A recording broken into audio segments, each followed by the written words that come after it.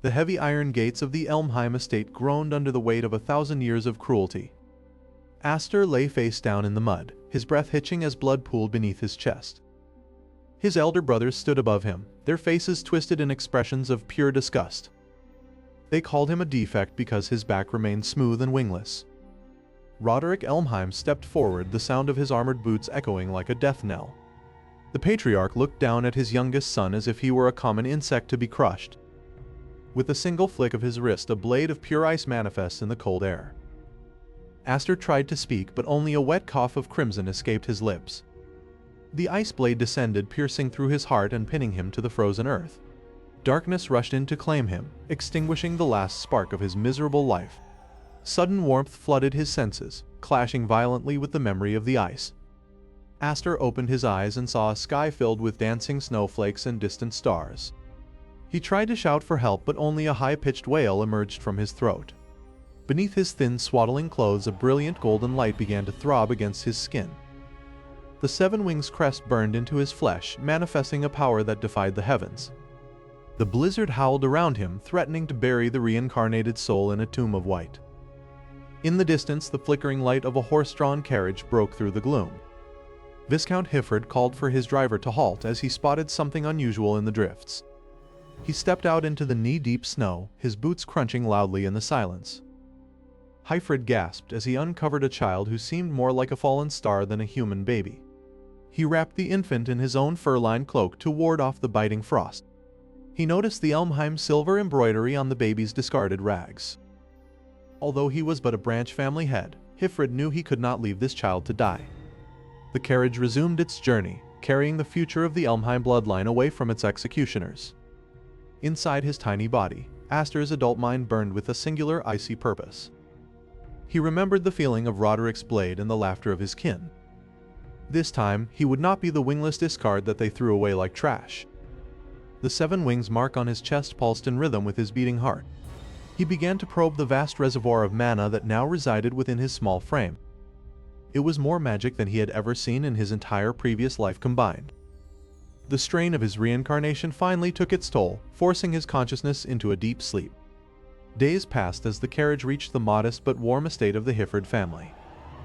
Viscountess Elena met her husband at the door, her eyes widening at the bundle in his arms. She took the child into her arms, providing the first touch of genuine love Aster had ever felt. Years began to blur as Aster grew, concealing his intelligence behind the mask of a quiet child. He practiced his mana control in secret, late at night when the household was asleep. He knew that the main Elmheim house would eventually come looking for their lost discard.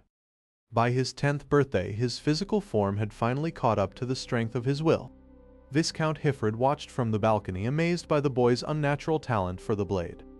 But the peace was shattered when an official messenger from the main house arrived at the gates. The messenger demanded that all branch family children attend the upcoming sword dance assembly. Hifred's face went pale, knowing the dangers that awaited any child who entered that den of vipers. Aster stood in the shadows of the doorway, a ghost of a smile appearing on his young face.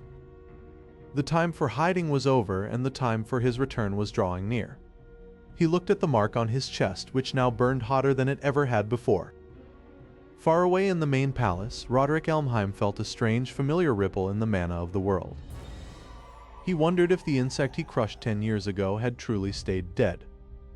Aster knew that one wrong move at the assembly would mean his true and final execution. Viscountess Elena pleaded with her husband to hide the boy, fearing the shadows of the main house. As the sun set on the eve of their departure, a massive dark bird of prey circled the Hifred estate, watching. The dark bird of prey that watched the Hifred estate finally took flight into the morning mist. 10 years had passed since Aster was found in the snow, and today he stood before the mirror as a young man. He traced the faint, itching sensation of the seven wings crest hidden beneath his tunic. The sword dance assembly was not just a tradition, but a calculated trap for the branch families. Aster stepped onto the carriage, his adoptive father Viscount Hifred offering a worried glance. Upon arriving at the main estate, the air felt heavy with the scent of high-grade mana and arrogance. Standing on the high balcony was Roderick Elmheim, the man who had ordered Aster's execution in his first life. Dallas Elmheim stepped into the center of the arena, spinning his golden rapier with practiced flair. "So the wingless runt from the branch house actually showed up," Dallas shouted across the sand. Aster walked forward slowly, his wooden practice sword held loosely at his side. He closed his eyes for a second, visualizing the flow of mana he had spent a decade refining in secret. The crowd of nobles laughed as they compared the plain wooden sword to Dallas's master-crafted steel. Without a word of warning, Dallas lunged forward with a thrust aimed directly at Aster's throat. Aster tilted his head by a mere inch, the blade whistling harmlessly past his ear. Before Dallas could recover, Aster stepped into his guard, his wooden sword glowing with a dull blue light. A single sharp strike to the wrist sent Dallas's expensive rapier spinning into the air. The arena fell into a deathly silence as the heir of the main house clutching his bruised arm.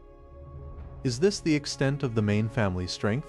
Aster asked, his voice echoing in the quiet. Roderick Elmheim stood up from his throne, the stone railing cracking under his sudden grip. "You dare humiliate my son with such parlor tricks?" Roderick roared, his voice booming like thunder. The audience trembled as Roderick's massive mana pressure flooded the entire stadium. Aster did not flinch, instead planting his feet firmly against the crushing weight of his father's aura. Roderick jumped from the balcony, descending like a dark meteor toward the arena floor. The impact of his landing shattered the stone floor, sending debris flying in every direction. Roderick walked through the dust cloud, his hand reaching for the heavy broadsword at his back. "Father, stop. He is just a child," Viscount Hifred cried out from the sidelines. Roderick ignored the plea, swinging his sword in a horizontal arc that threatened to cleave the arena in two. Aster threw his wooden sword aside and crossed his arms, calling upon the 7 wings for the first time. 7 ethereal wings of pure light sprouted from his spine, forcing the dark energy back. The elders in the high box gasped, recognizing the forbidden crest of the first emperor. But the power was too great for Aster's young body to contain, and blood began to leak from his eyes. Roderick's expression shifted from anger to a twisted, greedy smile. "That power, it belongs to the head of the house, not a branch brat," he screamed. The 7 wings began to pulse violently, sending shockwaves that cracked the arena walls. Aster fell to one knee, the wings flickering as they drained his very life force. Roderick raised his sword for a final soul-crushing blow to claim the essence of the wings. With his remaining strength, Aster released a burst of mana that blinded everyone in the arena. When the light faded, Aster was gone, leaving only a scorched circle where he had stood. Roderick let out a scream of rage that shook the very foundations of the Elmheim estate. Miles away, in a hidden forest clearing, Aster collapsed into the arms of a mysterious masked figure. The awakening was earlier than expected. The figure whispered, looking back toward the city. Far off, the bells of the capital began to toll, signaling a state of emergency for the entire kingdom.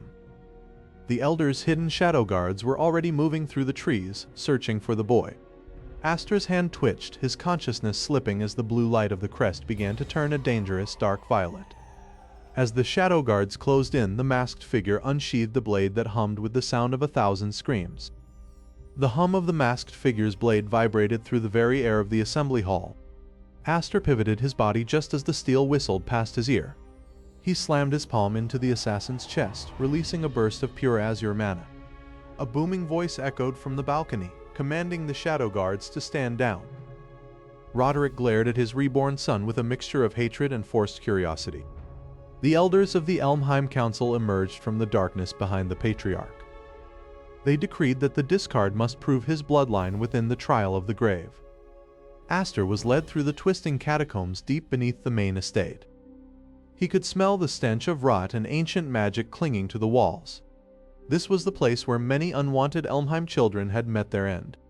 The heavy iron gates of the arena groaned as they began to lift. A roar that sounded like grinding metal shook the foundations of the pit. The immortal beast lunged with speed that defied its massive size. Aster vaulted over a sweeping bone blade arm, his cloak fluttering wildly. He realized conventional strikes would not kill a creature that was already dead. The 7 wings crest on his back began to burn through his tunic. He summoned the first wing, manifesting a blade of pure light in his left hand. The Gravestalker swung its spiked tail, shattering the stone pillar behind Aster. Aster charged directly into the path of the beast's necrotic breath. He aimed for the glowing crystal embedded in the monster's hollow chest. With a cry of defiance, he drove both blades into the heart of the undead nightmare. The beast shrieked one last time before disintegrating into piles of ash. Aster stood amidst the wreckage, his breathing heavy and his mana depleted. From the observation deck, Roderick watched his son's survival with a mask of indifference. The elders declared the trial complete and the bloodline verified. They granted Aster the right to represent the Elmheim name at the Imperial Knight Academy. Aster accepted the scroll without bowing, meeting his father's gaze one last time. He returned to the Hifrid branch house to pack his meager belongings. Viscount Hifrid placed a hand on his shoulder, promising to keep the branch house safe. The journey to the capital took 3 days across the snowy plains. The Imperial Knight Academy loomed ahead like a fortress of white marble. Thousands of elite students from across the empire gathered for the entrance ceremony. Aster noticed several high-ranking nobles whispering as he passed by. A girl with scarlet hair and a dragon-hilted sword blocked his path. She demanded to know if the rumors of the Wingless Elmheim were true. Aster simply walked past her, his presence making her step back involuntarily. He entered the grand hall where the sorting of the ranks would take place. The crystal pulsed with light as it measured the potential of the new recruits. When it touched Aster, the entire room was engulfed in a blinding 7-colored radiance. He had secured the highest rank, the first step in dismantling the world that had once discarded him. Standing at the pinnacle of the academy, Aster knew his true revenge had finally begun.